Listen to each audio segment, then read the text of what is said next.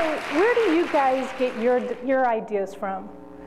Well, lately, I've been getting my ideas from my friend, Mrs. Weasley. Now, Mrs. Weasley is my dog, and she has been teaching me all about life and our time together.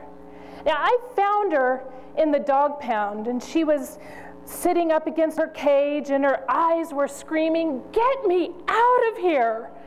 We connected immediately. Now, she is half terrier, half pound, and she is perky and perfect, and her hair is short and doesn't shed, and, well, we are mirror images.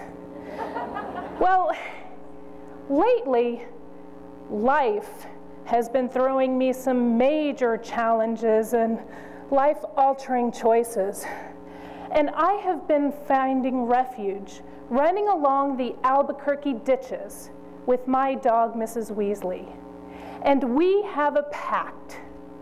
We are sharing these moments together. Now, this is a story about what we are learning on our runs. We are learning about vision, trust, and results. Now, when we are running, we are like hawks.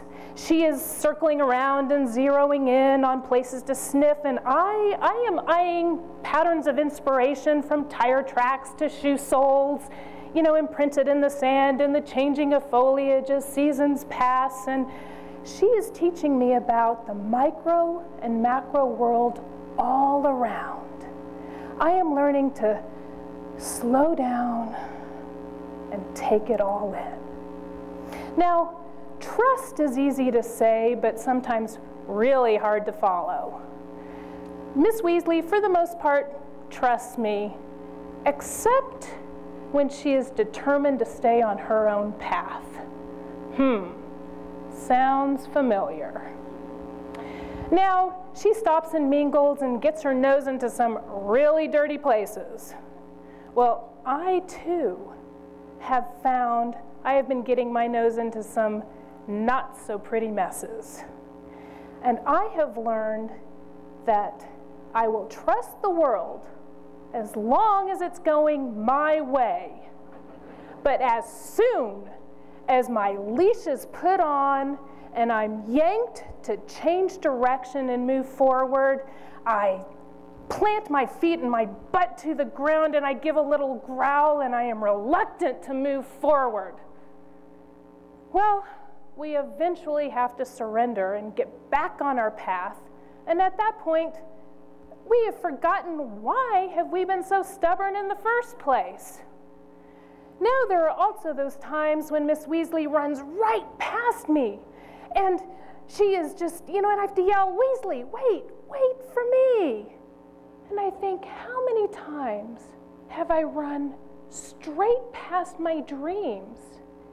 And I have to end up waiting for destiny to catch up with me.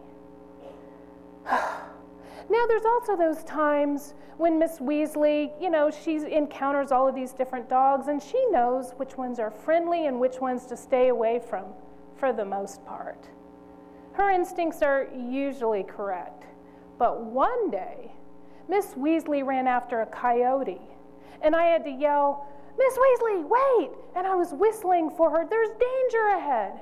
And I thought, how many times have I strayed on the wrong path and run past danger, or run into danger for that, you know, fact, ignoring the whistle inside of me.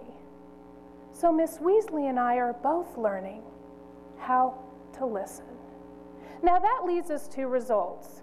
Now, for us, you know, running, Miss Weasley has to do her business, and, well, I'm thinking about mine, and we love the nature's wonderment and the space and freedom around us and all of that.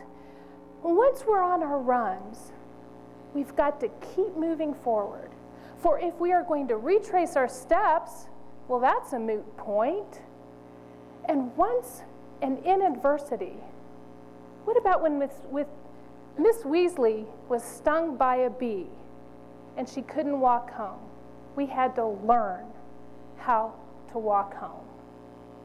So what I have learned in this silly little dog story with Miss Weasley is I have learned how to go on my own path, open my senses to all that is, and to trust, to obey, and listen to my destiny's calling, and that there is always, always an end in sight and an extra cupcake or two.